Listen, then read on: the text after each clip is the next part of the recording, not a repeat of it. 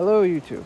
I decided to make this video here to help out, give some basic information for anybody who has a lawn tractor that's either been given to them, been sitting, needs repair, you don't know how to repair yours.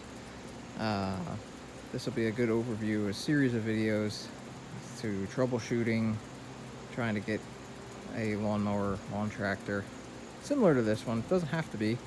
I'll be going over some of the basics on how to bring this thing back to life. This lawnmower was purchased in 2005 by my grandparents, and they both passed away over the years. And the last time this was operated, I believe, was in 2015. So figure about 3 or 4 years ago. And since then, it's going to have all the typical issues that a lawn tractor or any type of small engine, as we consider it, would have to keep it from just hopping on and running.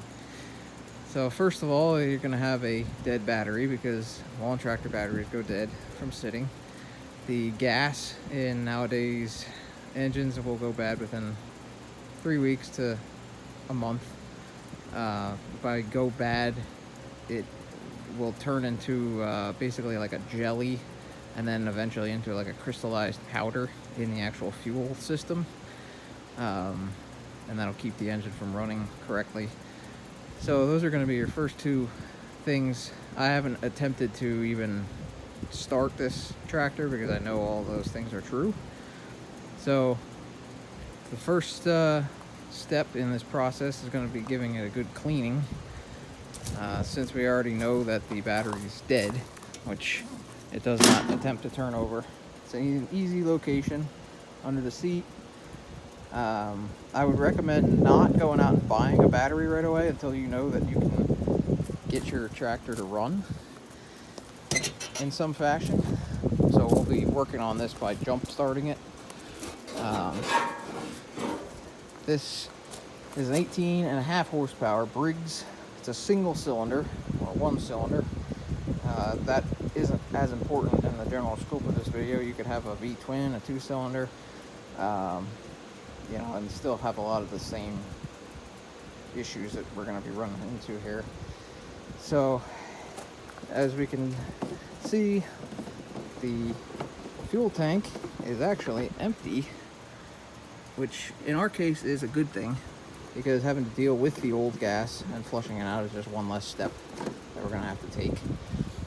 Before you want to do anything, trying to start it or jump starting it, anything like that, you want to check the oil, because Lord knows how much oil was in this unit to begin with, and that's going to sideline your entire project if you go to start an engine that doesn't have any oil in it. So this is a basic model from back in the days that the Tractor Supply offered. We pull the dipstick here. You can see we do have more than enough oil in there. We'll address that.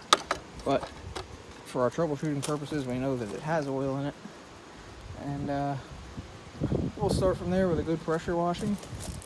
Some of the areas that you want to avoid when you're pressure washing a lawn tractor basically is just, this one is pretty sealed up, but you want to avoid the actual engine area, the plastics. The air filter is under this cover here. You're not going to want to spray too much water around there, but all of the grime is built up on the tank here, the actual body of the tractor, the steering components. You want to just suds that up real good, spray it off. I have a pressure washer. You don't need one, but it's helpful to use that kind of a power. The other area that I'm sure is going to need it is up under the deck, where nobody ever bothered to get the leaves and other nonsense out of there. That's gonna help when it comes to actually trying to make this thing cut grass and run properly. So if you look through that vent there, you can see the actual carburetor sticking out. We're gonna get into taking that apart so that we can make this thing actually make some noise, and that will be the first step in our troubleshooting, is actually trying to get the engine to run. Once we know that the engine runs, that's pretty much half of the expense and need of this tractor. Then we'll look into actually making it move forward, backward, check out the belts, pulleys, and all that stuff. Go from there, trying to make it actually cut grass and put it back into service again. So the way that this particular model operates is you just have your throttle up and down. It has a cruise control function, which isn't important at this moment. It has, if you want to call it, a gas pedal or a drive pedal. This isn't a hydrostatic model, but they kind of lied back in the day and called it an automatic to kind of trick the buyer into thinking that maybe it was. So the actual transmission of this unit actually only has a forward, a neutral, and a reverse. So it's a, 3-speed, if you want to call it that. And using that gas pedal will actually tighten a belt to make it go faster or slower, and that's how you actually operate it. So we'll go from there. I'll get this thing pressure washed and kind of dressed up, see what she looks like before we start taking it apart.